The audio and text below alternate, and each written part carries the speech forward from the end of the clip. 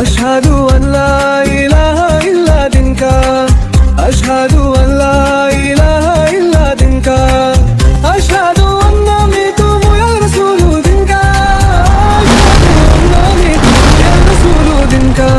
നമുക്ക് ഏതായാലും നമ്മൾ കുറച്ച് റഫായിട്ടൊക്കെ ഇരിക്കുന്ന പോലെ ഉണ്ട്. നമുക്ക് കുറച്ച് ഫണ്ണി ആയിട്ടൊക്കെ തുടങ്ങാം.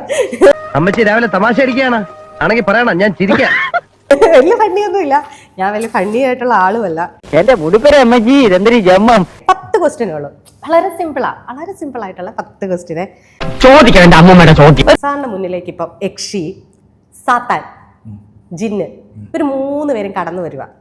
അടിപൊളി. കമ്മ്യൂണിക്കേറ്റ് ചെയ്യാൻ ഏറ്റവും ഈസി ഇവരിൽ ആരായിരിക്കും? What is the age of the Yeshi? What is the age of Yeshi? പ്രായത്തിന്റെ കാര്യത്തിൽ നമ്മൾ തമ്മിൽ കണക്ക് പറയണം സാബ്. സാബിന് എന്ത് മതിപ്പ് തോന്നുന്നു അതിൽ ഉറപ്പിക്കാം. യക്ഷിക്ക് ഏജ് ഇപ്പം ചെറുപ്പക്കാരി ഇരിക്കട്ടെ, സാറല്ലേ ചെറുപ്പക്കാരി ഇരിക്കട്ടെ. Very funny. ഇയാൾക്ക് എന്താണ് വയ്യേ? Automatically I will prefer the Yeshi. യക്ഷി സാത്താനും എന്താ പറയാ ജിന്നും ആണായതുകൊണ്ടാണ് അല്ലേ? അതറിയാഞ്ഞിട്ട് നിനക്ക് ഇരിക്കപ്പുറതേ ഇല്ല അല്ലേടി കാന്താരി. അല്ല ചുമ്മാ ഇത് ആലോചിച്ച് പറയണ്ട ചുമ്മാ പറയുന്നത്. ഞാൻ ഉത്തരം പറഞ്ഞു, നിങ്ങൾ എന്റെ സെക്ഷുവാലിറ്റിയെ കുറിച്ചോ അല്ലെ ജെൻഡറിനെ കുറിച്ചോ ഒന്നും ചോദിക്കണ്ടല്ലോ. അങ്ങനെയെങ്കിൽ യക്ഷി വന്നേ. നമ്മള് സ്ഥിരം കാണുന്ന വെള്ളയാ. നമുക്ക് ഞാനൊരു 4 കളർ പറയും, 4 അല്ല 5 കളർ പറയും. ഇതിലേതെങ്കിലും ഒരു സാരി യക്ഷിയോട് ചൂസ് ചെയ്യാൻ പറയണം. എന്തോന്നാടോ ഇത്? എവിടെ നിന്ന് കിട്ടിയോടോ ഈ ഉണ്ടാക്കണേ? ഇപ്പൊ നമ്മള് അടുത്തൊരു ക്വസ്റ്റ്യൻ ചോദിച്ചാൽ ആരാണ് സി രവിചന്ദ്രൻ എന്ന് ചോദിച്ചാൽ ഒറ്റ വാക്കിൽ ഞാൻ നിന്റെ തന്ത, ഇവരൊക്കെ നിന്റെ മറ്റു തന്തമാര്. ദൈവമേ ഇവിടെ നിന്ന് നാശമാക്കും. ആരാണ് സി രവിചന്ദ്രൻ എന്ന് ചോദിച്ചാൽ ഒറ്റ വാക്കിൽ ഒരു മനുഷ്യൻ. തീവ്രവാദത്തിന് മതമുണ്ടോ? തീവ്രവാദത്തിന് മതമുണ്ടോ എന്ന് ചോദിച്ചു കഴിഞ്ഞാൽ എന്താണ് ഉദ്ദേശിക്കുന്നത്? തീവ്രമായ വാദം, തീവ്രവാദം. പണ്ഡിതനാണെന്ന് തോന്നുന്നു, അർത്ഥം പറഞ്ഞു കേട്ടില്ലേ? രാഷ്ട്രീയത്തിൽ ചോദിക്കുന്ന തീവ്രവാദത്തിന് മതമുണ്ടോ ആ ചോദ്യമാണോ ഉദ്ദേശിക്കുന്നത്? ഇവിടെ ഐ മീൻ ഈ മത തീവ്രവാദത്തിൽ അങ്ങനെയല്ല ഞാൻ എനിക്കൊന്നും മനസ്സിലാവുന്നില്ലല്ലോ. ഞാനതൊന്നും ആലോചിച്ച തീവ്രമായി വാദിക്കുന്നത് എന്തും തീവ്രവാദമാണ്. തീവ്രം മനസ്സിലാവുന്നുണ്ടോ? ഞാൻ ഒരെണ്ണത്തിന് വേണ്ടിയിട്ട് തീവ്രമായി വാദിക്കണം, എനിക്കിത് വേണം അല്ലെങ്കിൽ എനിക്കിത് വേണം, അതാണ് തീവ്രവാദം. ഇയാളൊരു മഹാനെ മാറി. ഫണ്ടമെന്റൽ എന്ന് പറയുന്നതിൽ എനിക്ക് ബുദ്ധിമുട്ടില്ല. അതാണോ നിങ്ങൾ തീവ്രമായിട്ട് ഉദ്ദേശിക്കുന്നതെങ്കിൽ? അല്ല, മനസ്സിൽ തോന്നുന്നത് എന്താണോ? തീവ്രമായ വാദത്തിന് മതമുണ്ടോ ഇല്ല, നമുക്ക് ഒറ്റ കൂളായിട്ടിരുന്നല്ലേ സംസാരിക്കുന്നത്. അല്ല, നമ്മൾ കേൾക്കുമ്പോ ഇപ്പൊ ഒരു ഇത്രയും ഡയമെൻഷൻ പോയില്ലേ, അപ്പൊ അതിലേതെങ്കിലും ഇല്ലാന്നോ ഉണ്ടോന്നോ അങ്ങനെ എന്താണോ മനസ്സിൽ തോന്നുന്നു പറഞ്ഞത്. ഇപ്പൊ ഞാൻ പറഞ്ഞ സത്യമാണ്, അവർക്ക് ഭ്രാന്താണ്. എന്റെ ദൈവമേ, ചങ്ങലക്കിട്ടിരിക്കുന്ന എവിടുന്നോ പൊട്ടിച്ചോണ്ട് വന്നതാ. സിമ്പിൾ ക്വസ്റ്റ്യൻ ആണ്, മനസ്സിലായോ? ഉണ്ടെന്നോ ഇല്ലെന്നോ, അല്ലെങ്കിൽ ഇത് തന്നെ എക്സ്പ്ലനേഷൻ മതി, തീർന്നു. ജാതി പ്രിവിലേജ് താങ്കൾ അനുഭവിച്ചിട്ടുണ്ട്? ഞാൻ അനുഭവിച്ചിട്ടില്ല. ഓക്കെ, അപ്പൊ നമ്മുടെ റാപ്പിഡ് ഫയർ ക്വസ്റ്റ്യൻ ഒക്കെ കഴിഞ്ഞു, ഫ്രീ ആയില്ലേ കുറച്ച് ദിവസം. അയ്യോ മേഡം ഭയങ്കര തമാശക്കാരിയാണല്ലോ, ഇത്രയും ഞാൻ പ്രതീക്ഷിച്ചില്ല.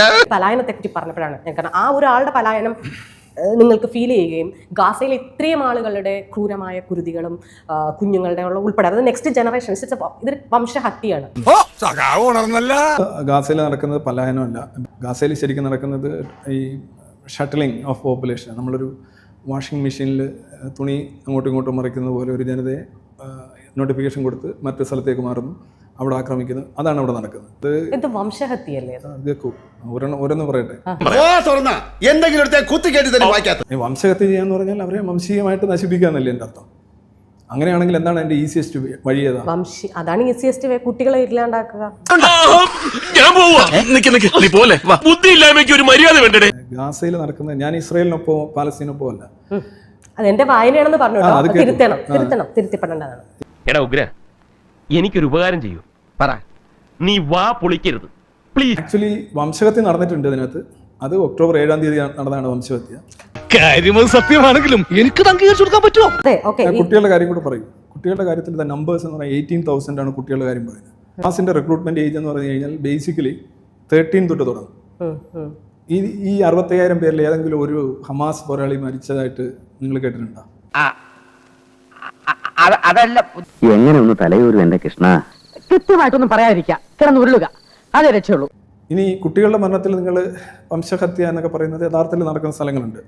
U go to Yemen, you go to Sudan, നമുക്ക് അങ്ങോട്ട് പോകുന്നതിന് മുമ്പ് ഞാനത് ചോദിക്കാൻ വളരെ സിമ്പിളാണ്. അവിടെ വംശഹത്യൊന്നും നടക്കുന്നില്ല. അല്ലല്ല, ശരി, വംശഹത്യ നടക്കാതിരിക്കാൻ ഇസ്രയേല് കെയർ എടുക്കുന്നത് കൊണ്ടാണ് ഇത്രയും സമയം പോകുന്നത്. 100% ഞാൻ യോജിക്കുന്നു. ഇപ്പൊ ഇസ്രായേലിൽ നിന്ന് ഈ ജനങ്ങളെ, പലസ്തീൻ ജനങ്ങളെ എന്താ പറയുക, നിങ്ങൾ പറഞ്ഞ പോലെ വാഷിംഗ് മെഷീനിലിട്ട് അവരെ അവിടെ നിന്ന് ഒഴിപ്പിച്ചിട്ട് അവിടെ വൃത്തിയാക്കലാണോ ഉദ്ദേശിക്കുന്നത്? അല്ല, നിങ്ങൾ ആ ബന്ദികളെ വിട്ടുകൊടുത്താൽ മതി. Just release the hostages. പൊട്ടന്റെ മുമ്പിൽ ശങ്കൂതണമാതിരി ഞാൻ ഈ കാര്യം പറയാൻ തുടങ്ങിയത് വർഷം കുറയായി. അപ്പോൾ ആ ഇസ്രായേലിനെ സപ്പോർട്ട് മനസ്സുകൊണ്ടോ ശരീരം കൊണ്ടോ സപ്പോർട്ട് ചെയ്യുന്ന ഒരാൾക്ക് ശരിയെന്ന് ഫീൽ ചെയ്യുന്നുണ്ട്. എങ്ങനെയാണ് നിങ്ങൾക്കൊരു right track, like straight track പോകാൻ പറ്റാത്തത്? ഒരു കാര്യം തന്നെ വീണ്ടും വീണ്ടും പറഞ്ഞുകൊണ്ടിരിക്കുന്നത്. എന്തൊരിത്, ഇങ്ങനെണ്ടൊരിത്, അല്ലെങ്കിൽ തന്നെ ആകൊരു ഇതായിട്ട് ഇരിക്കപ്പെടരുത്.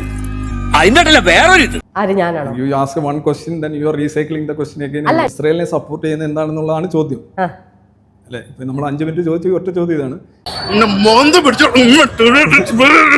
എനിക്ക് അത്രയ്ക്ക് ദേഷ്യം വന്നു.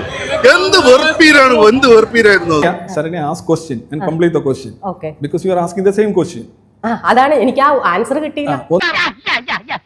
എന്താ അവന് വിവരം മനസ്സിലാവാത്തത്? അന്ന് അവിടെ നടന്ന വംശഹത്യ ആർക്കെതിരെയാണ് നടന്നത്?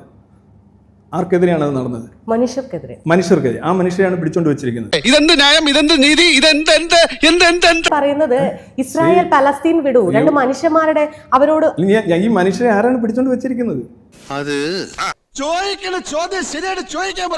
ഈ പറയുന്നത് ഇസ്രായേൽ വശം, പലസ്തീൻ വശത്തെ ന്യൂസും കൂടെ പറയൂ. ഈ ഇസ്രായേലും പാലസ്തീൻ തന്നെയാണ്. Israel is Palestine, Jordan is Palestine. അല്ല, പാലസ്തീൻ എന്ന് പറഞ്ഞ ഒരു രാജ്യം അങ്ങനെ ഒരു സംഗതി ഒന്നും ഇല്ല. അപ്പൊ ഈ ആളുകളെ പിടിച്ചോണ്ട് വെച്ചിരിക്കുന്നു. അവരെ മുഴുവൻ വിട്ടുകൊടുത്തതിന് ശേഷം ഇസ്രായേൽ അവിടെ സൈനികമായിട്ട് തുടരുകയാണെങ്കിൽ ഐ വിൽ ഓപ്പോസിറ്റ്. അതിനകത്ത് ഞാൻ ഏത് ഭാഗത്താണ് നിൽക്കേണ്ടത്?